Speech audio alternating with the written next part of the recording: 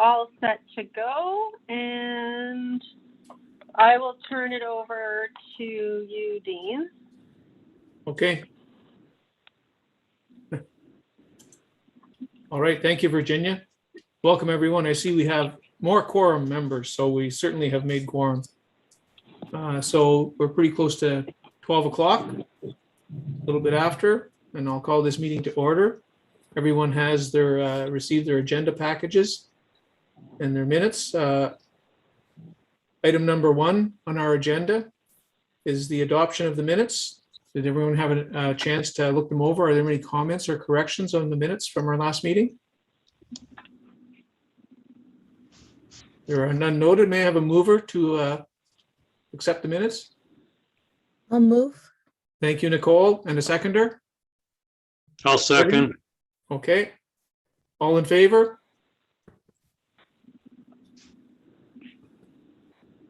Okay, item number 2 on our agenda. A declaration of pecuniary interest. You see we have a 2.1 with Sean Meads and a 2.2 with Caitlin. Does anyone else have a conflict to declare?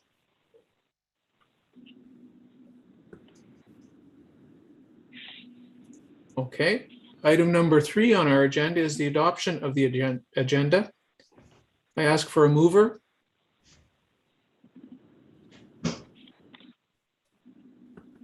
I'll move. Also. Thank you, Matt. And Harvey will second. Okay. And all in favor? And now we're on business arising, item number 4. And it's the Sault Ste. Marie Museum windows. I see we have Will has joined us. Welcome, Will.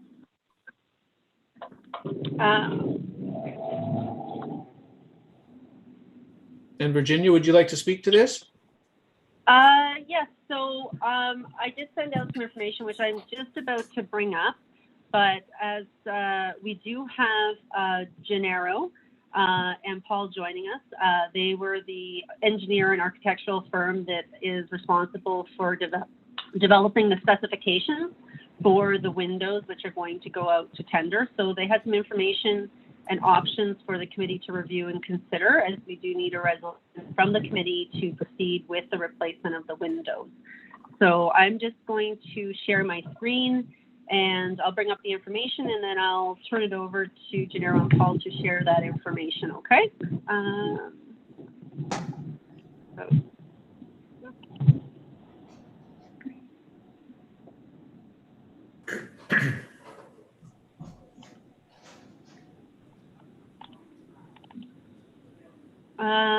Is everybody able to see my screen right now? Yes. Yes, we have it. Yes. It's okay, so I will turn it over to Gennaro and Paul for comments, and then if there are any questions, the committee members, if you would like to ask those to Dean, that'd be great. Yeah, okay. Good afternoon, everyone. My name is Gennaro, and I'm with Met Energy Systems. We're the prime consultant on this project, and then we have Paul Caterio, who's our heritage architect on this project, who will kind of go through his kind of a preliminary design brief on the replacement of the windows. So I'll pass it over to you, Paul. So, hi. Good afternoon, everybody. This is Paul Caterio here. Just wanted to check. Varun, are you on the line too, Varun? So, okay, Varun might be on the line. But yeah, okay. So, unfortunately, I don't have the view of the screen, but I'll speak to the report that we have prepared. And for initial discussion and to see where we go from here in regard to how best to, advise you all, and then you all make the decision as City of Sault Ste. Marie. So the report basically takes what was given to us as a direction, the direction was that we have to replace 16 windows with pine painted pine windows and one cracked window pane on the ground floor. The 16 windows are on the second and third floor levels, and they are in not in good shape. They're in pretty poor condition because the wood has over time decayed and subjecting, like the water is getting in and it's rotting the wood, etc. And that is all stated in the report.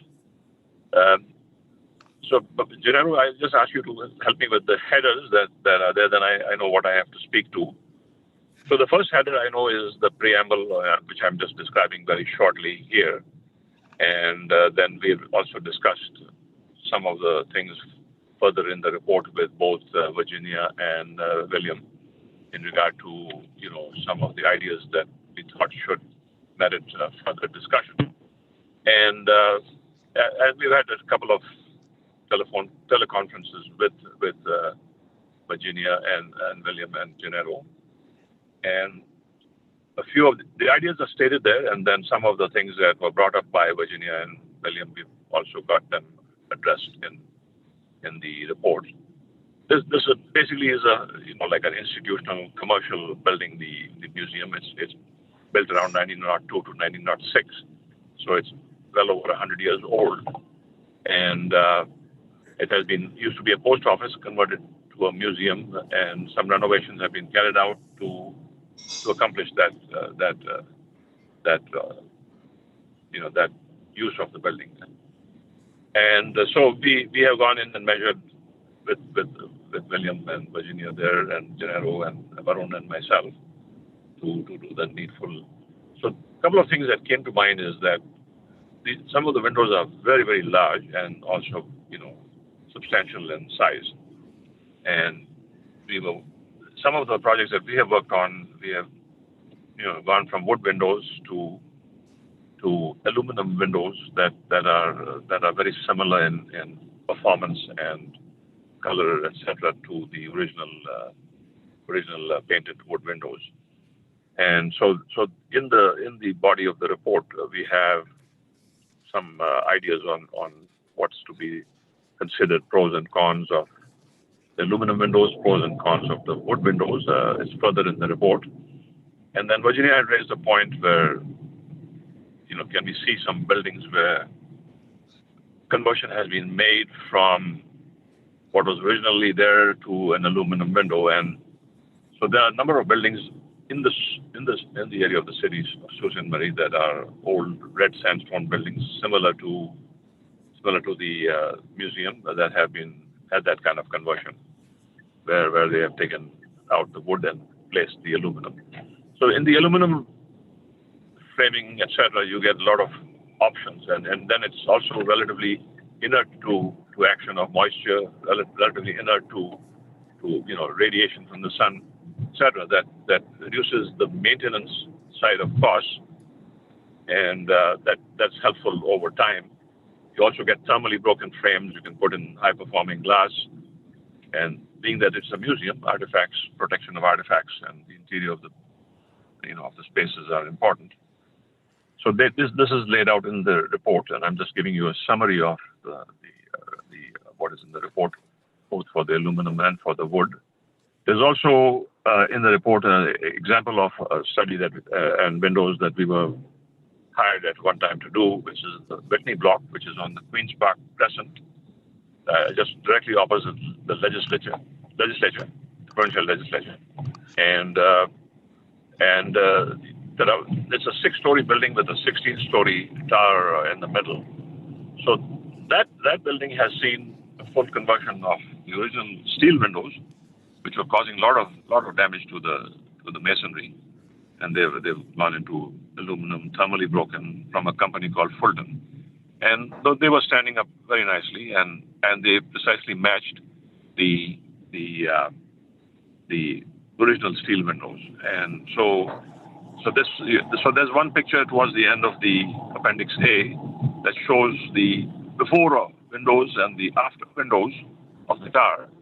As it happens, we were doing a lot of masonry restoration for that, the 3 phases that we were involved with, and we were on track to do all the windows, and then money ran out, and it's kind of stopped there. But it's a very good example of building of a similar vintage where you take into account maintenance funds that become necessary if you have something that decays with moisture, the case with ultraviolet radiation, etc. So we've presented that in the report. Also in the report, there are some plans that show the various windows that are to be replaced, which was selected based on how much damage they had sustained. So we were thinking that rather than have them being replaced in different areas on different facades, that it might be worthy to consider that the windows be replaced on a per facade basis that allows you to have everything look the same from the second and third floor. Ground floor windows are not being addressed, only the second and third floor windows are being addressed. So we are thinking that we would like to advise the city that better to take on a facade at a time, and perhaps even get pricing that reflects window replacement on other facades. And you may not elect not to go ahead with that, but you would have a clear idea of the price, and it could be done in phases as well, so that you don't have, say, two windows on one facade on the one elevation on the same floor done at one time, and then two on the windows stay as painted wood for an undetermined period of time, so that you have an organized strategic approach to look at trying to do it on a per facade basis. And of course you'd have to think that over, because there's been a fair amount of investment of time and effort on part of the city, William and Virginia, to come up with a list of windows that were to be done. So there are plans at the back of the report after Appendix A, which are the pictures of the typical windows and the typical condition of the Whitney block before and after. After that, there are the plans of what has to be done in regard to replacement of the selected windows as was determined in prior discussion by the city. So those are the things that we are basically presenting. A is whether you want us to proceed with the recommendation of going with the painted aluminum windows, which have very good paints that can be applied and could come in very close to the color that they are now, and then you'd have the benefit of high performing windows versus the painted pine windows that maybe there's something there also. We have to look into that further, but our thinking is that most of these buildings that are have to live for another 150, 200, whatever number of years, you want something that is trouble-free over the life of the building. So these are decisions that have to be made, and whether there's a comfort level with the approach of doing windows on a facade by facade basis, and getting some idea of the pricing for the windows on the other facades, so that you can see where you stand financially, and you can make a determination when you want to move ahead with further replacement of windows on other facades. Because the detailing, the type of work that has to be done will be pretty much identical, what has to be done. So that's what's in our report, and this is a fairly short summary of what we have presented, and we had talked about it at length before as well. I hope that the report is helpful to the city. Just have to go through it, have an internal discussion, and then move forward. There are a number of buildings that if people who are in this meeting want to visit, Gennaro can provide a list of some of the very similar red sandstone clad buildings that have seen the window replacement from the painted wood windows to the new aluminum windows. There are options. I've also got right at the back of the report. There's a selection of paint colors that can be applied to the new windows that can be fairly closely customized to match what is there now, and would remain on the ground floor, the arched windows, the deeply notched into the facade windows that are along the pedestrian area. The other thing with keeping it by facade, then you have the setup. Like, for example, now these windows, from what I can recollect, have a fair amount of lead in the various paint coatings that have been applied over the years to the framing. So if you have them in different spots on the building, then the setup for whatever abatement and management of this hazardous substance is there, it's spread out all over on all sides. Whereas if you move on a facade by facade basis, you contain what you're doing to a particular facade at the time. And, you know, whether we do 16 windows or 17 or 14, depends on which facade might be the one to proceed with, if that makes sense to the council. So that's what I have, Gennaro. I don't know if I missed something, Varun. If I missed something, please chime in. But that's a summary of what is in the report. The report has a lot of graphics, and you can go through it, and then have a follow-up meeting to provide us with instruction on how you want to proceed. And if there are questions, please feel free to table them now. Obviously, it's a work in progress. Not all questions have been answered at this point. But I wanted to interject that the main point. We believe that the aluminum windows will preserve the heritage aesthetic of the building. Right, with the right finishing, etc. And you know, it still needs, like, getting hold of samples and all is a little bit of a challenging process from people. But over time, we will be able to, you know, fill in the missing information. Go ahead, Ron. So that was the main point that I wanted to bring up. Okay. So we spoke to the technical aspects, but we're also saying that the heritage aesthetic will be preserved.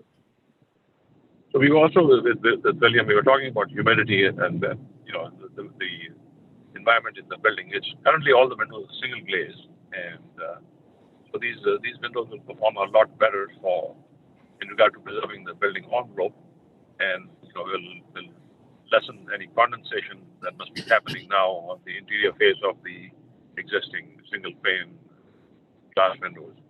So that you know, the less condensation, the less damage, the less to be worried about in terms of the building shell. What you want to do is to preserve your masonry wall, the red sandstone cladding at all costs. You don't want condensation to be occurring within the wall. Of course, we don't have original construction drawings on that wall, but interior plaster acts like a vapor barrier, an air barrier, and you want to keep the building as warm and dry as possible, and any humidification needed for the artifacts has to be well contained and controlled so that it doesn't harm the building envelope in any manner. But because it's a museum, this is also important to how the windows perform in regard to the museum environment. Now, on the second floor, there's an unusual condition that has happened with the renovation that was carried out. I don't know what year it was done, but I think it was around in the 1980s, late 1980s, where a wall that was parallel to the exterior wall on the second floor was built to have a solid wall behind the artifact. But what that has done is that all the exterior windows along there have a very narrow access way that is about around 16 inches in width between these very, very large windows and the back of this wall that was built for preserving and to display the artifacts. Because there were too many large windows and a lot of daylight coming through, and that was not favorable to the artifacts, but particularly if they are painted and you know, they start to degrade with the penetration of daylight. But what it does is it introduces a level of complexity in regard to window replacement. The fact that there's a wall for good 70% of second floor that is parallel to the exterior wall, and so that in that regard, again, going by facade will be much more sensible and practical and economical way of going about it. Gennaro, do you have anything that you want to ask or table, or is that covered? I think you've done a good job giving them kind of an overview of what we're looking at. So one of the main points is that we know that in the RFP it asked for to kind of restore to the existing wood type frames. I guess our recommendations in looking at some of the pros and cons, we think the aluminum frame would probably work best for this building. And again, we can get the finishes to match the existing and mimic the existing building as closely as possible. I have a question, if I might. You're proposing single panes in the for the second and third floor, are you? No, so we would definitely be at least double glazing. Double And that pane. aluminum, of course, allows us to do triple glazing if need be, which is not, which is most typically the norm in any new museum will be having triple glazed windows, where there's humidification expected and it's migrating to windows and wall. Oftentimes triple glazing is used, and the aluminum windows permit that option to go from double to triple, but it would not be single glazing for sure. Okay, so we expect to be using this building for many years, 100 years more. What is the warranty on these windows? If they're double pane or triple pane, we lose the seals on them, and where do we stand with that? Typically, all the sealed unit manufacturers will give a warranty of not less than 10 years for the life of for the sealed units, because there are many things that affect the performance of the sealed units. The temperature of the edge of the frame and how it transmits to the glass via the spacers, etc. So the number of precautions that we would take to make sure that the temperature along the edges of the glass there's not much of a difference to the temperature in the middle of the glass. Middle of the glass tends to be quite warm.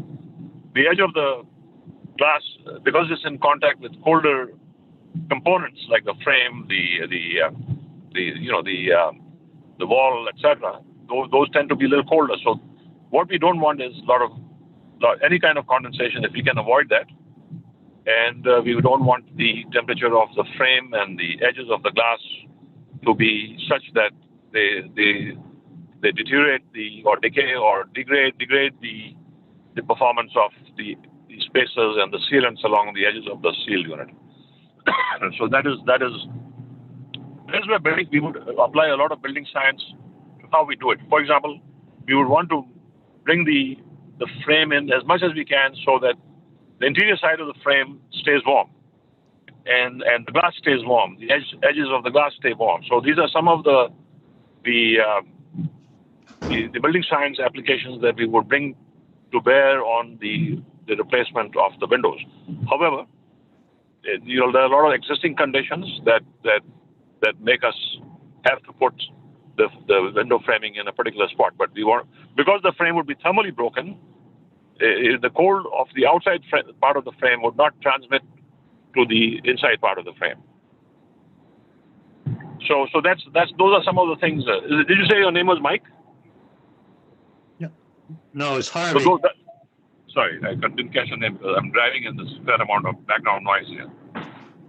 My apologies. So that's the type of thing that these windows are designed for: high performance, long life. If you ask me how much is the warranty on the glass, the warranty on the glass will be at least 10 years.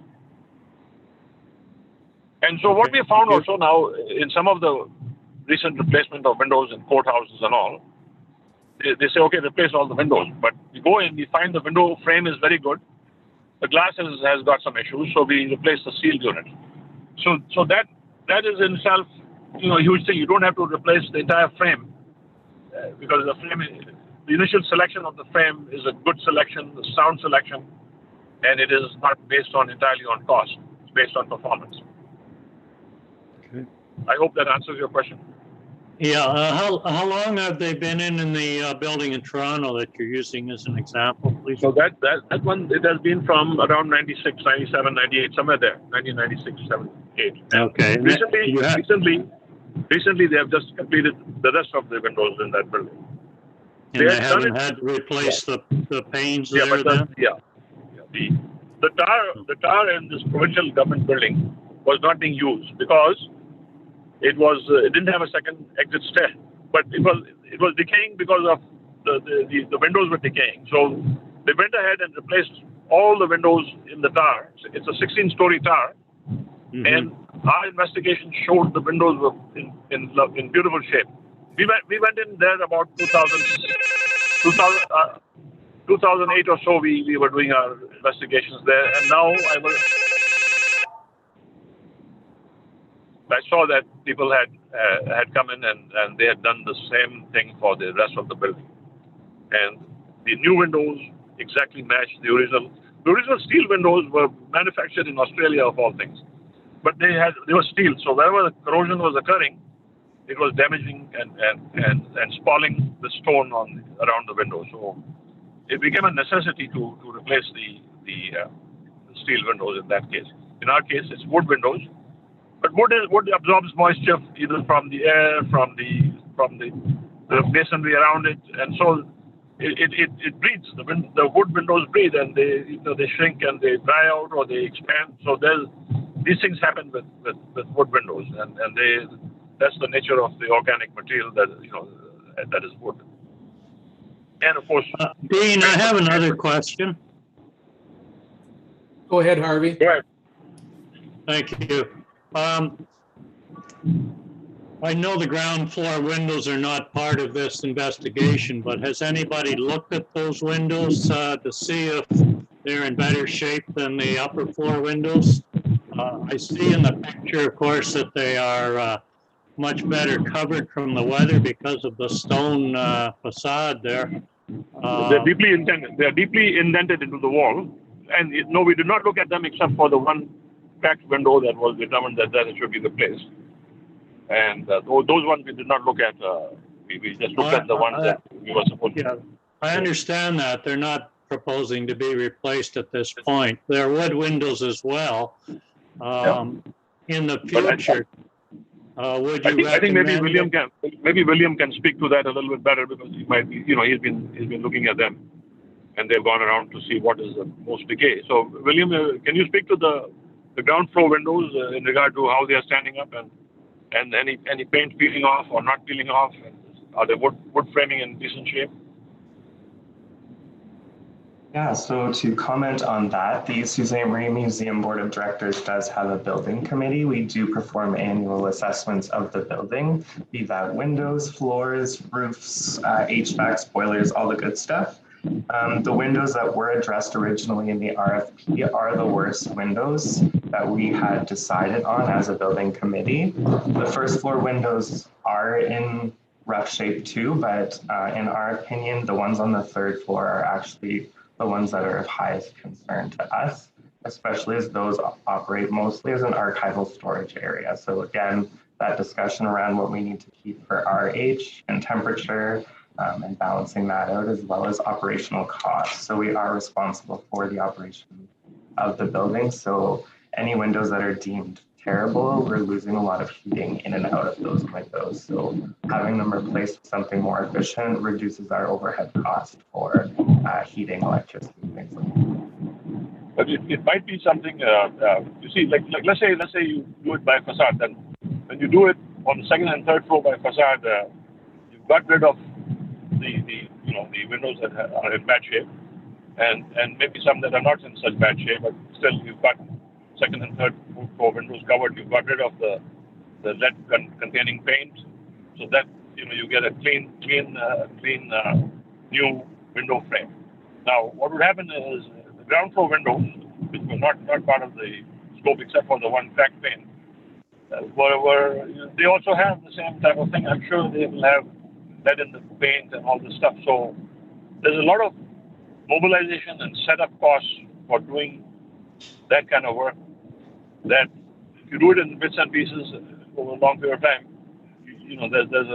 there's a penalty in terms of cost to be paid. I think that you can also argue that if you do it piecemeal, there's a heritage implication in the sense that the paint on some of the windows will fade by the sun, and you won't get exact matches, and you'll have a piecemeal look to it.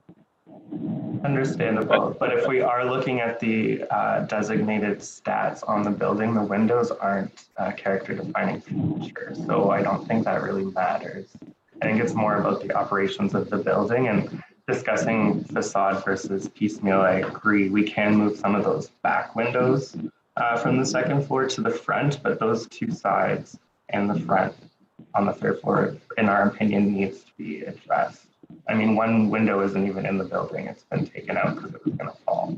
And now we just have a piece of plywood and acrylic. So the question for you, William, is that, to your knowledge, is there any evidence of a whole window moving in the Actually, I'm just going to jump in right now. I think ultimately, from the committee's standpoint, one of the key decisions we have to make today is to determine if the committee is comfortable with the direction of moving forward with a painted aluminum clad window to replace the existing wood windows. So the color and everything would be consistent with what is presented. The configuration of that window would be the same. One of the pieces that we did uncover as Will was digging through photos was the screen that I have up now. Picture 3 shows the interior storm windows open. When we look back on some very old photos, it appears that those storm windows were added after the fact. So they weren't part of the original, that they were added in when there was conversions, I think, to apartments and different uses over time.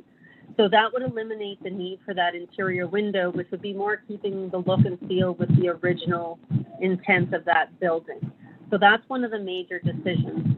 I think the decision, and I understand from the planning, the standpoint of which windows are getting replaced, there is definitely a need. Those top windows are in need, but I think as we look at budget and as the pricing comes in, then we can make some determinations on facade.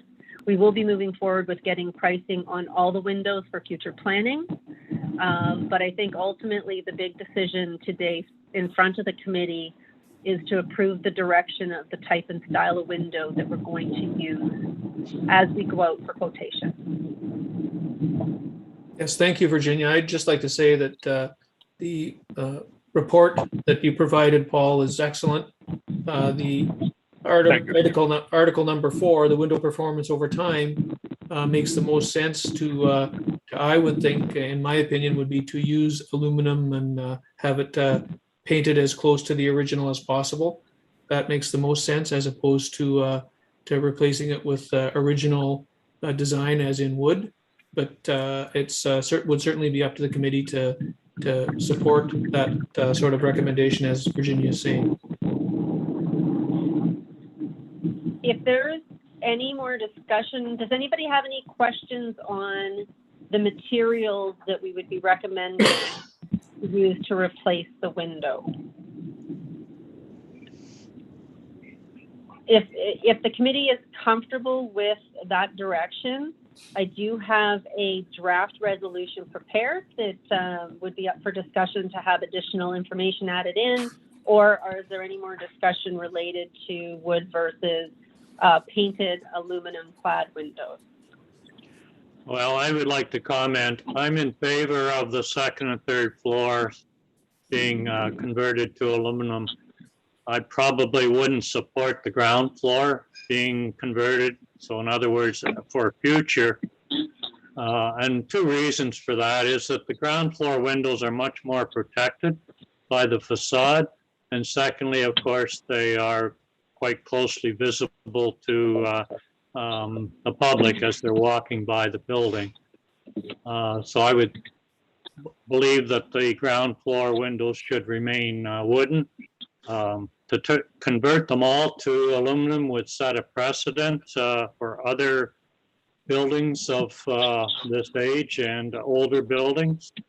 And we have required a number of other owners to replace their wooden windows with wooden windows. So I would sort of set a line there, I guess, but I'm in favor of proceeding as the architects have proposed for the second and third floor.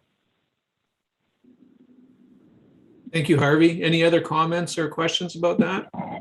Yeah, so Harvey, that is a good point, because the ground floor windows are much more accessible. So the cost of maintaining and dealing with them is not as prohibitive as you go up to the second and third floor. So that's a good point. Another point too might be that, in a building of 3 floors like this, the heat tends to rise. And so it's really important that you have thermal windows in the second and third floor, perhaps less so on the first floor.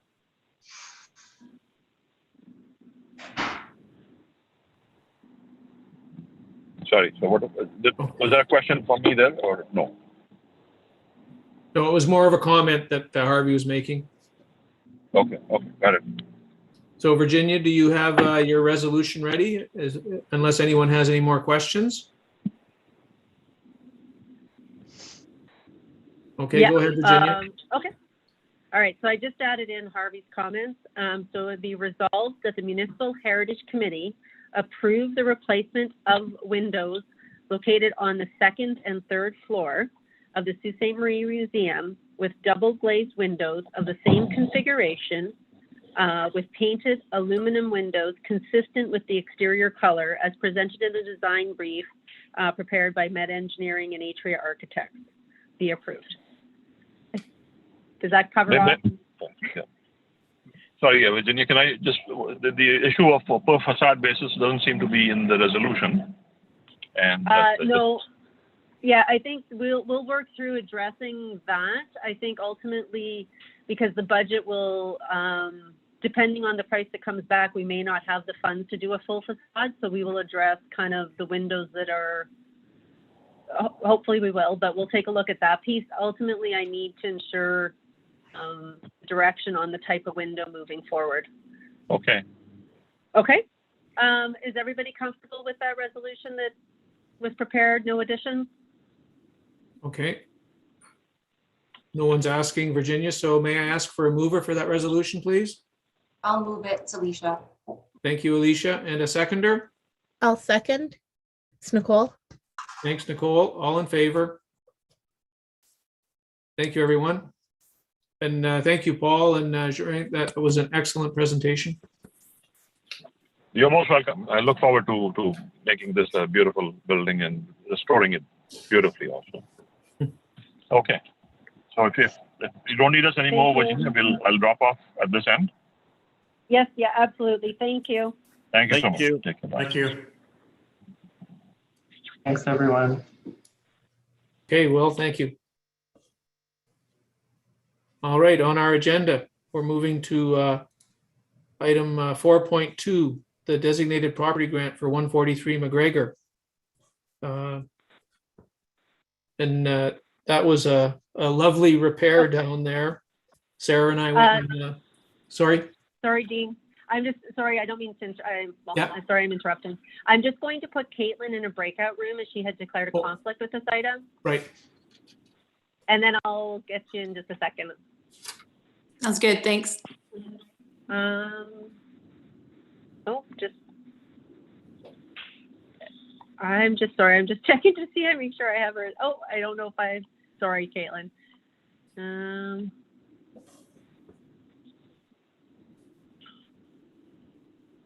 Okay, I think we're all set. Okay, so you're all set, Dean. Okay. Yes, Sarah and I ended up, I missed our first date, which was a nice sunny day, and we ended up going the day after, which was a nice rainy, snowy day. But Sarah is an excellent addition to our committee. She's a great photographer, and she did a really nice report. I don't know, Virginia, are you going to circulate those pictures with the committee? Yes, so as soon as Caitlin was away, so I just need the final post-grant report. So, but I just wanted to provide the update that the committee members that were assigned had went out and done that. So as soon as we receive the post-grant report, your report, Dean and Sarah, will be attached. So it'll be for final decision at the next meeting coming up. Caitlin didn't have a chance to get the final paperwork in, so we'll proceed with that in January. Okay, thank you. Call from CJ, your show. Call from CJ. I have too many phones going on in the house here. Call from CJ. Sorry, I just got to pull Caitlin back out of the Okay, go ahead. waiting room. Sorry. Okay, welcome back, Caitlin. Oh, not yet. No, I'm just sorry. I'm trying to.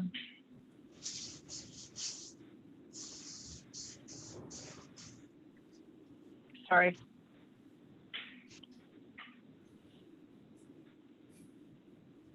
Oh, man.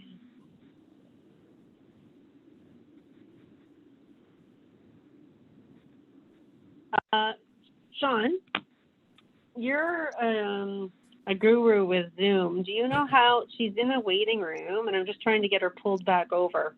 Oh,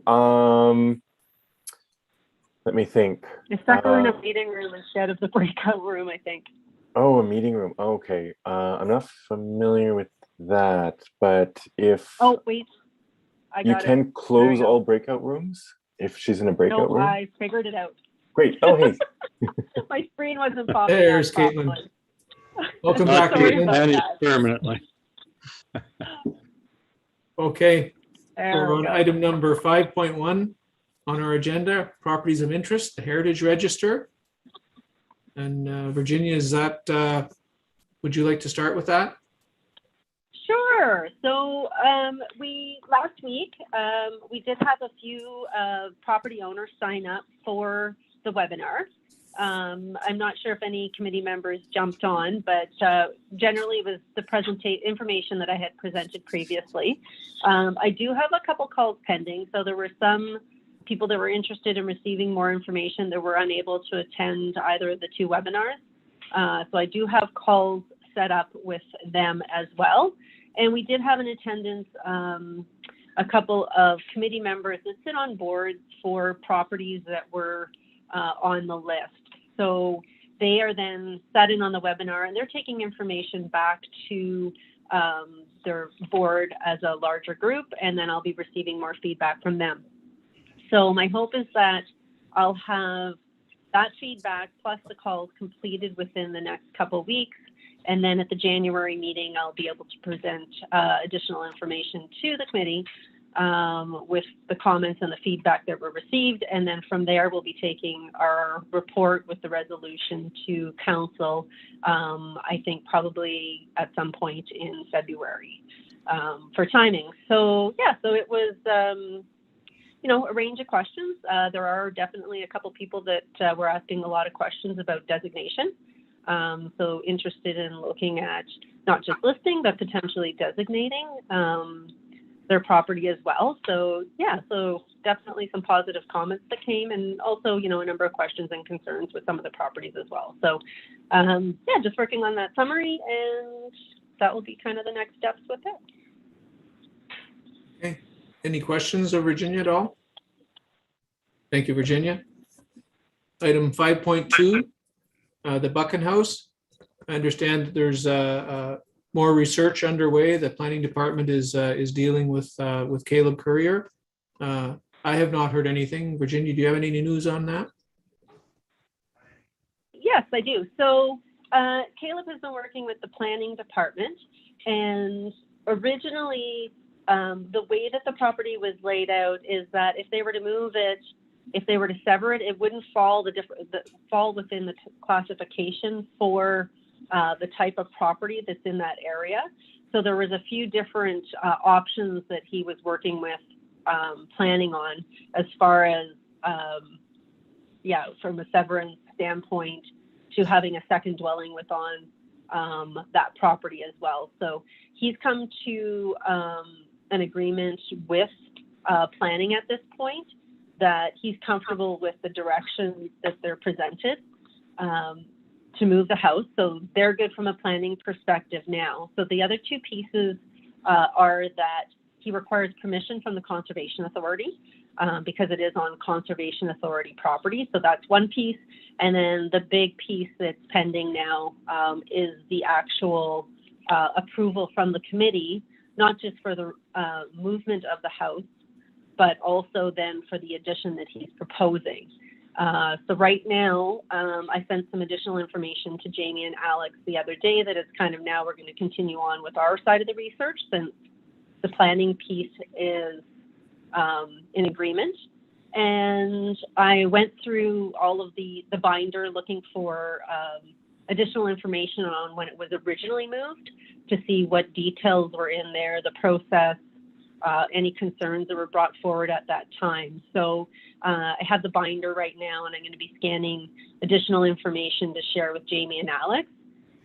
The other piece that's still pending is we're trying to confirm what that agreement was with the ownership. So I have sent a request to legal.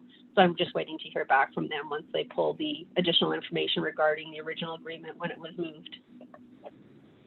Okay, well, thank you, Virginia. Any questions or comments? All right. Item number 6 on our agenda is new business. I had a question under new business. Go ahead, Matt.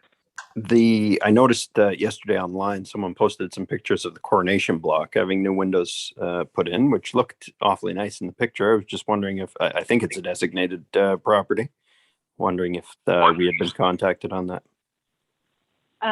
Yes, so they did reach out to us, and the replacement of the windows was approved by the committee. Originally, the windows were boarded up on the property. So yeah, so it definitely looks much nicer now that the windows have been added and as opposed to the plywood. Yeah, okay, thanks. I don't remember that agenda item, but we see a lot of them, so it's not surprising. It was quite a while ago. So they started that process, I believe it was in 2020 when they started looking at that process for getting the windows replaced. Okay. Well, thank you, Virginia. So Dean, could I ask a question under new business? Certainly. Go ahead, Jamie. So I did a survey last week to find out how the sales of the Heritage Calendar are going, and a few things. So we only about half of them have sold, and I'm finding that the copies that were placed at the museum are not selling for obvious reasons during COVID, and the same with the copies that are located at City Hall. There's still 38 copies of the original 50. So I have a feeling the only copies at City Hall that have left are the ones that were donated to the city council members. So I'm wondering if, first of all, we should move copies out of 2 locations. And secondly, if we should talk about having a social media blitz in December to encourage sales during Christmas for the Christmas stocking stuffer idea. Because the goal would be not to have a lot of calendars left to sell in January, right?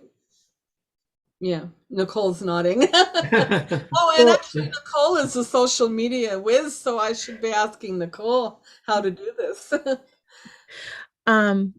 Yeah, I just want to say, like, at the museum, we have them up on display. It's just we aren't getting anybody coming in at all. You know that, yeah. It's it just, with COVID right now, it's been really hard. We're not getting as many visitors coming in and people coming in within the gift shop. They're not buying too much. Even our Moonlight Magic, we didn't get a lot of sales, and a lot of other businesses were reporting the same, where they got foot traffic but weren't making the sales. So if you want to move the calendars out of the museum, hopefully maybe they would sell better.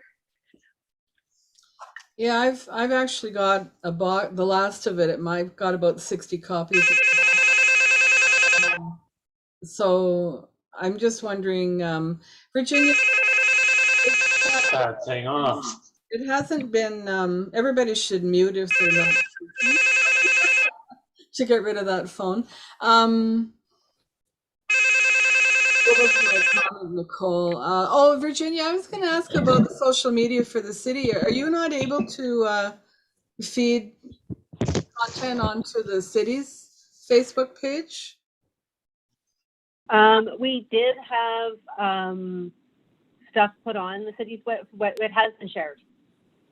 So we've shared it through the Ermitanger Clerk National Historic Site Facebook page. And I think that it was shared also through the city's Facebook page as well. Okay, I know it was on Ermitanger Clerk. I'm not sure that I saw it on the city page, but I might have missed it. I can ask them to reshare it as well. Yeah, so I don't know if other people have what members could do that are on this committee, if you're on Facebook, is actually go to the Ermitinger page and share the posting on your own feed, right? And try to push copies that way. If you need help, I could try to create sort of more promo for the calendars for people to share. So creating little posts that people could share to make it easier. I don't know if that helps. Yeah, I personally have been sharing the Ermitinger one just because they're one of the outlets. So I don't want to promote something and then have people contact me to buy a copy. I want to drive business to the. Well, I just meant I could create something to say like we have our heritage calendars. You can buy them at these locations. So it, like if they're at the Old Stone House, say buy them here, or if they're other places, like tell people to go to those places to buy it. I guess that was one. That's a good comment. Thank Nicole of the great offer. Thank you. My comment would be that we limit sale locations to the library and the Old Stone House. And that way it'll eliminate 2 locations that are not selling copies. And potentially feeding your Soul Cafe, Dean. Sure. Mm-hmm. Yeah, I mean, we're currently still open for business, but I don't know how much longer that will be. Well, no And kidding. What we do find is it's a good item because people are shopping around for the few things we have for Christmas ideas. Yeah. Okay, so it's Virginia. If I wanted to come and pick up the copies there at City Hall, can I do that? Are you open? Probably not. Yeah. Well, they're open, but I guess, I know if we're going to be putting it on city social media, that's also going out to staff as well. So, I mean, unless you're short copies No, I'm not somewhere short. else right now, I would just leave them there for the time being. You're right. That's a good, I've got 60, 70 copies at my house. So, do you have any kind of an email? Just, well, this stupid question, I'm sure you do. Like, could you promote it within the city distribution email? Because I would think staff would want to buy copies and give them as Christmas presents to their. Yeah. So I'm really surprised there's that many copies left at City Hall. Yeah, and I can send out a note again. I know that there was some information previously about the calendar, so we can do a reminder as we're moving into Christmas. Okay. I might consider putting the posting on Kijiji as well. Well, and maybe Nicole and I can talk about TikTok and Instagram. 2 platforms I'm not active on, but Nicole knows. So Nicole and I will probably have a separate conversation about this because she knows way more than I do. My last comment, and I'll mute, is that I'll probably call Brian Kelly and try and shake a story out of Brian Kelly. Okay. Well, Jamie, it's certainly not because the calendar isn't a great thing. It's really an accessibility issue. Everybody's kind of not moving around too much and things, but yeah, the other comment I could make is that at the Heritage Sites Board, it was suggested that we contact the school boards, and that I will be making that attempt as well. So I don't know. Okay. How about the Heritage Magazine for Ontario? Could you not put a posting in there that they're available? You may get mail orders from out of town. I did. That's a good idea, Harvey. I did post it on the Community Heritage Facebook group, and that I took the Ermitinger Clerg posting that probably was done by Nicole, now that I think about it. No, it wasn't. Oh, I'm sorry. It looked like, Anyway, so yeah, I did post it on Community Heritage, and I don't know. But there is yeah, you're right. There are a couple other Facebook groups there that I could, Built Heritage, I think it's called. Yeah, I could, you're right. Thank you, But Harvey. they have their monthly magazine. You could perhaps get them to put a posting in there that they're available. Yeah, you're right. That's a good idea. I've got that written down. Thanks. Okay, you're welcome. Okay. Anyone else have any new business? All right, moving on to item 6.1, the Heritage Award. Virginia. Yeah, so we have a resolution to go into a closed session. So we need a mover and a seconder. Resolve that this committee proceed into closed session to discuss potential recipients, of the Heritage Award. And further, it be resolved that should the said closed session be adjourned, the committee may reconvene in a closed session to continue it to discuss the same matter without the need for a further authorizing resolution. Again, it's personal matters about an identifiable individual under Section 239 3B of the Municipal Act. I'm going to pop Also up the move. call. Okay, Harvey's moving and Sean is leaving. Yeah. Bye. Good to see everyone. He's leaving. And I need a seconder, please. I'll second. And then you'll have to give. Thanks, Nicole. And I just need a minute to stop the YouTube. So Okay. just give me a second. And David, I'm just going to have to ask you to drop off if that's